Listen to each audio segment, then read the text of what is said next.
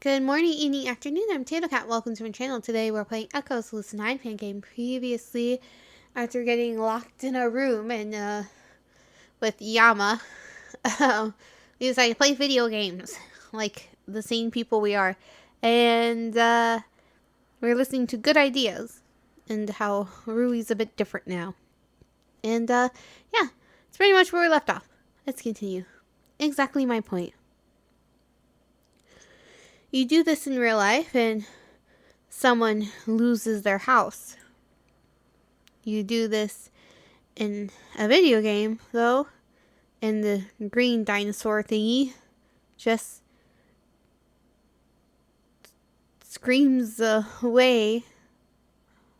Oh, it screams, ah, wah, wah, wah, wah, wah, and fucking dies for the 16th time in a row. Might as well be upfront about it and give the players a means to screw over who's ever lagging behind just because they can. If parents can't educate their kids on the uselessness of kicking people when they're down, video games might as well step in and do their work for them. It's probably a better idea to be honest. Don't trust current generation of parents to make suffering fun or educational. The only thing I can trust them to do is to pass that suffering down to their children. Yama glares at me like I just offered to sell ice to an Antarctican. You drunk right now, aren't you? Of course I'm drunk. You think I'd be willing to spend time with you if I wasn't? Oh no. I'm not. Oh no. I'm quite aware of the effect I have on women. Please. The only effect you have ever had on anyone was handing out secondhand stupidity. Must have been a pretty substantial effect then. You've been driving the wrong way for the past 5 minutes.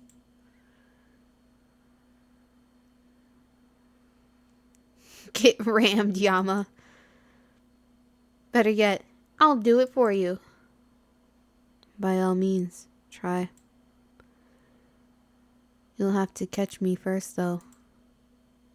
Like this? Oh, crap. Crap. Any last words, bird brain? Banana peel. What do you mean banana? Oh no.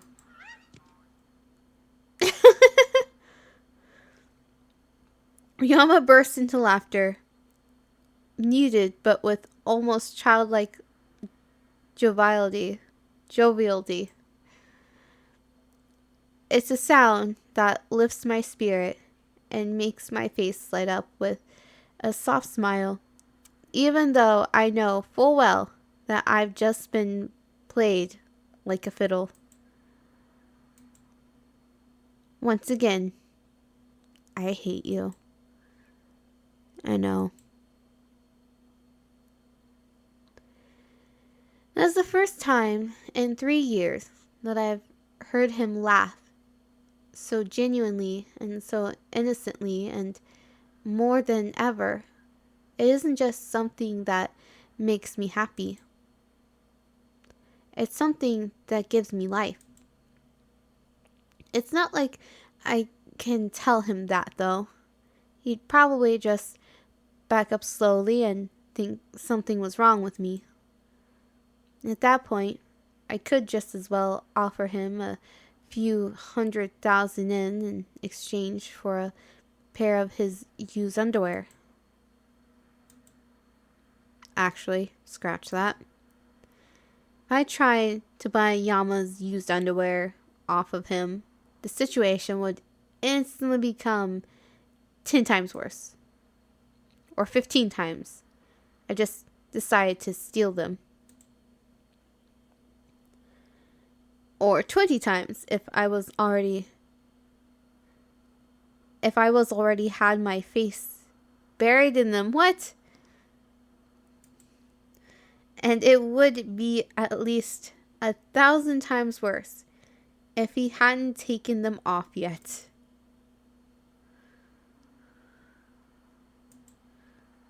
Wait, what? Why the hell did my brain ever decide to jump into this train of thought? Yeah. I thought I was supposed to convince Yama that I wasn't a creep. Still though, is it wrong of me to want to hold on to something that reminds me of him? If that reminder were a childhood photo, he'd probably be fine with it. But I have an entire folder of Yama photos in cloud storage already. He definitely thinks something was off with me if he knew how many were in there. I don't even think I know how many are in there. If I keep something that smells like him though, that would be a bit more concerning, even with all the hygiene issues aside. Back when I came over to Yama's house on the weekends and helped him clean his room, I used to find worn articles of clothing everywhere. I was disgusted at first, but over time I started to notice how good they smelled. Not because I was trying to smell them or anything. I just happened to notice when I picked them up. Weirdly, that smell eventually made me feel closer to him. Like he was with me, even when he wasn't. For that reason, I took one of his unwashed shirts home with me when I was about 12 and didn't give it back until I was 13. When Yama found out, he wasn't even mad. He just asked me for one of mine so that we could be even. He'd probably just laugh it off if I asked for another one. I'd laugh as well. But I'd laugh with the knowledge that one day that shirt might become all I'd have left of him.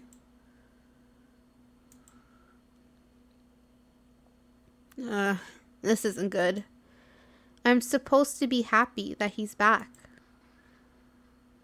I'm supposed to be having fun, not thinking about how dark and empty life was without him. My gaze wanders down onto the nearby stack of optical disc cases, more specifically, to a copy of Nimbus War Enhanced. When the time comes for Yama and I to play something else, I snap that particular disc out of its plastic and insert it into the console. Maybe this mood will blow away after I land a few good headshots. Double kill! Triple kill! Overkill! Grim Reaper! Now that's what I'm talking about. I turn my head to Yama, who's currently wrist deep in a bag of crinkle-cut Ray's barbecue chips. He looks happy enough already, just spectating. But I feel a bit bad, being that only one being the only one with a controller in my hands. Even if those hands are the only ones that aren't currently covered in crumbs and oily fingers or not. I shouldn't have to do all the murderizing on my own. You sure you don't want to kill any of these squid-lipped sons of bitches? Who knows? You do something this badass and you might finally get some hair on your It occurs to me mid-sentence that my analogy may no longer be entirely applicable or entirely appropriate for that matter. Oh my. You know, the places where hair usually grows. I shift my gaze to the floor once again, tripping over my own tongue. Thankfully, Yama doesn't notice how stupid I just made myself look. From the smile he flashes me, though, it's equally likely that he did notice, but had just enough courtesy to ignore it. We are talking about Yama, though, so that's not saying much. I'll pass, thanks. Yama raises and wiggles his multidextrin encrusted fingers.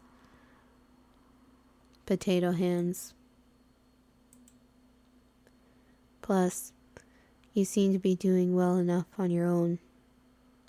What do you need me for? On the surface, Yama's statement is polite and complimentary, but the trace of guilt and listlessness in his delivery gives me the impression that he's not only talking about video games. I suddenly feel compelled to apologize for everything I've done, every mistake I've made, and every burden I forced him to shoulder. At the last minute, however, I decide against it. Right now, I'd rather come across as mildly insensitive than risk putting him on the spot like that. Well, yeah, the enemy has tentacles. They're gross and slimy and they can wiggle their way into tight places. Great. There's an image I'm not getting out of my head anytime soon. Come on, please. I'll let you play one. Yama's eyes light up at my suggestion, giving me the impression that I've just made an extremely poor decision. Alright, I'm sold. Where's the nearest sink?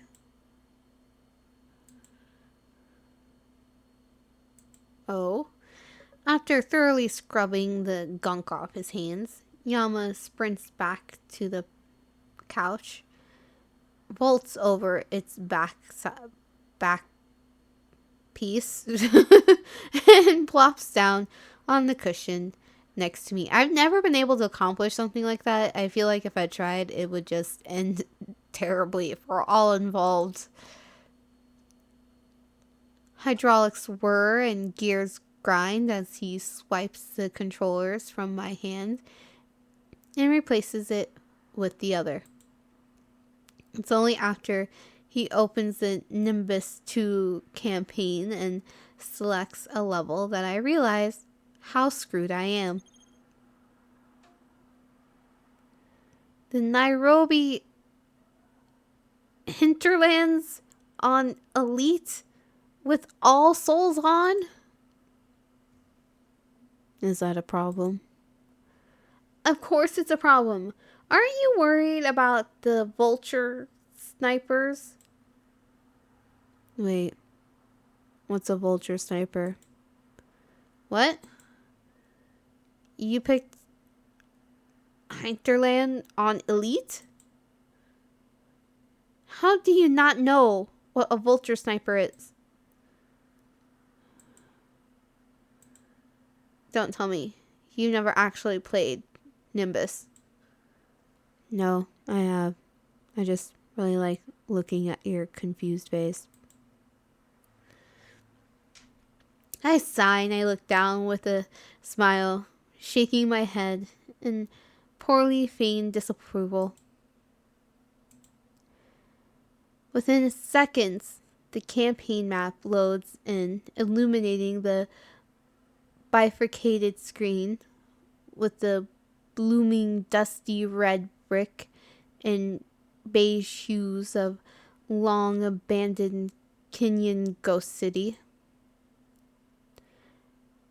I immediately sprint into the nearest alleyway, slide behind a collapsed awning, and snag the nearest power up for myself. The blue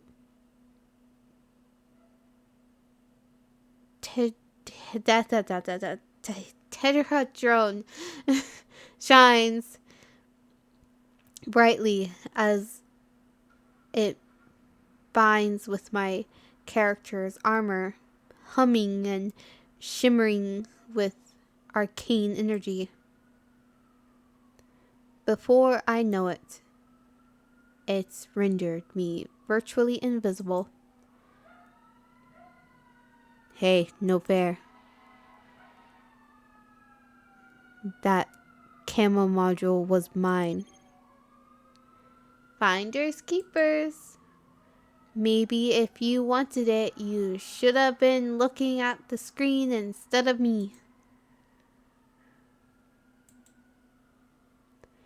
After dying to headshots around 15 times, Yama and I managed to determine the position of the vulture snipers and take them out before they can do the same to us. Once we're clear of the winding alleyways, a rocket bore awaits us at the mouth of an alien-infested tunnel, an all-terrain military vehicle designed to seat a passenger, a driver, and a gunner behind a guided missile turret with 360-degree targeting arc. Surprising nobody, Yama leaps into the gunner's station and starts absent-mindedly discharging rockets at nearby explosive barrels with a devilish grin on his face. Driver say what? I sigh and hop behind the wheel.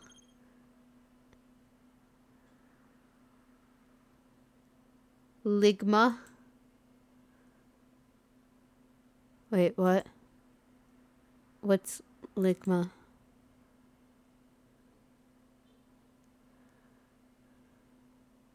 Ligmacoccus? It's a genus of gram-negative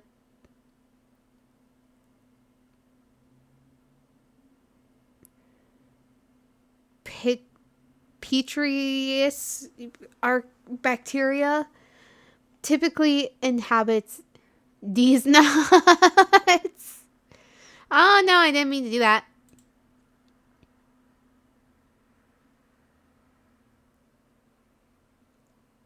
Go team. Extra points for creativity. But the way I thought you were going to say something like lick my balls. That's disgusting, Alma. Wait, didn't you just tell me to? Never mind. Sorry to insinuate.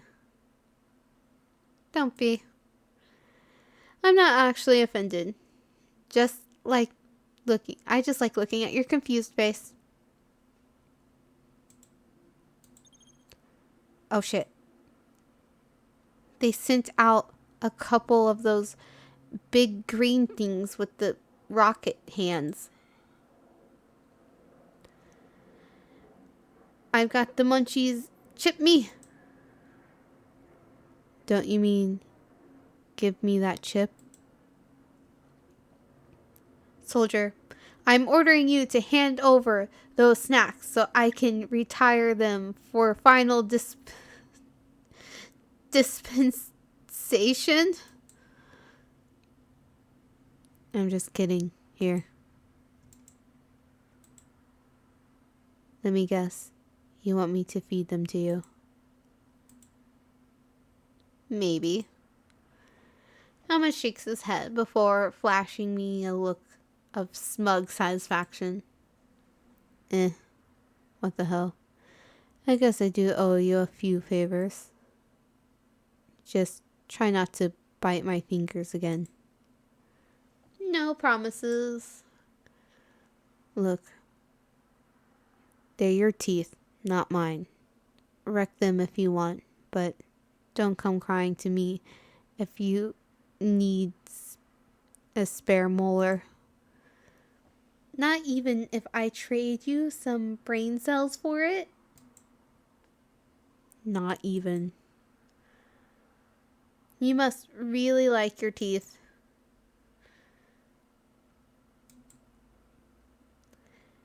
An hour passes by without incident, then 2, then 3, and before I know it, the evening's already gone. As for Yama and I, the two of us have pretty much spent all of it on the couch, consuming potato shards en masse and clogging our arteries with soda like an old American couple in their mid-30s. After losing my malish, I don't know what that is. Malachite? Malachite battle axe to a crawler after a long cave craft session.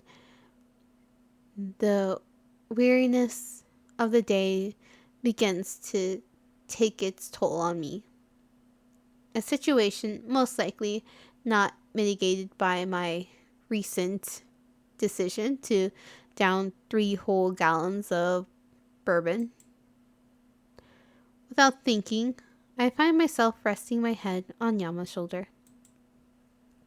It's hard, but not unpleasant. Come to think of it, I could fall asleep easily like this. You enjoying the weather down there? Or not. Yeah, definitely I'm good. Your shoulder just super comfy. It's made of reinforced titanium. Doesn't your head hurt? But I like it. I yank one of Yama's arms toward me, hugging it tightly, as if I not so subtly enjoyed the fluffiness of his hoodie. Plus, your sweater's super fluffy and warm, like a duck's butt or something. The sensation of my hair pressing against threads of frayed cotton tickles my face like an old plush toy, filling me with momentary gratification. Yama, on the other hand, is not absolutely flabbergasted like a deer. No, is absolutely flabbergasted like a deer in headlights or something. Or someone realizing that they're on an elevator that only goes down.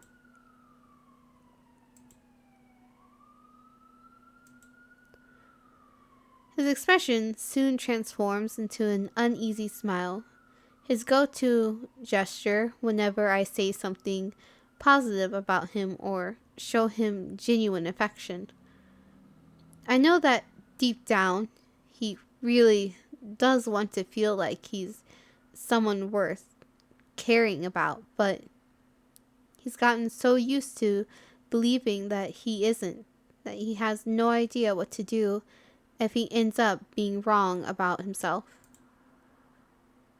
He could have changed while I was gone, but that's no excuse to pull up in the field truck and blast him with positive reinforcement, free of profanities or synonyms for idiot. Fortunately for me, being absolutely shit-faced makes any other excuse irrelevant. You can have it if you want. You know that's not what I mean. You big idiot. Look, regardless of what you meant, it's getting late. I need to sleep. So do you. And unless you want me snoring beside you, I'm going to have to extract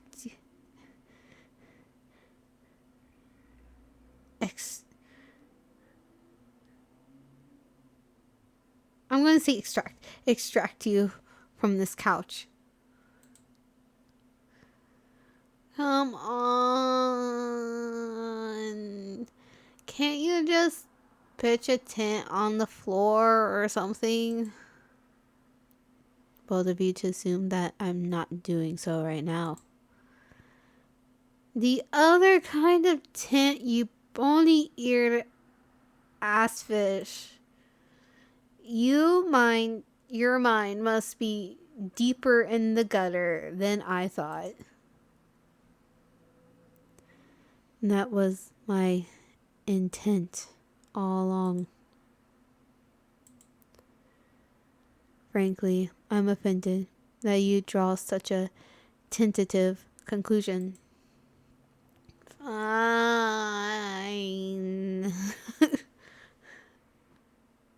She is so drunk.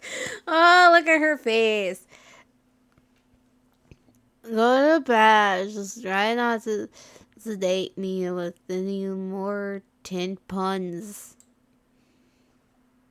Fair enough. I'll stop with the tent puns. You can't think of tent more? That was a bad one. That was a stretch, but I did it. Just remember that my humor won't get any less campy because of it. I nearly fall over laughing in the middle of powering down the console. I must really be exhausted or drunk. Alright, you've officially convinced me to clock out. I'll see you tomorrow. If there is one. Oh, if there is one. Still the perpetual optimist, I see.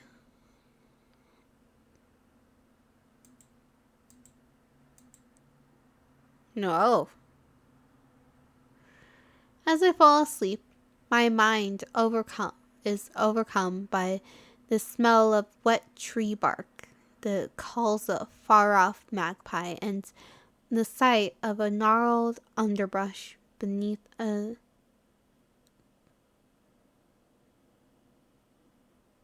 cyclopean flora. Once again, I find myself under the dimly lit canopy of a forest I still can't name. However, I'm beginning to think that there's a reason I see this place every time I close my eyes. I trudged through knotted ferns and tangled weeds towards the light soaked clearing ahead of me. Well, we'll see what happens in Ruby's dream in the next episode. Or if it is a dream, maybe she's just listening in on people again. Who knows? We shall see.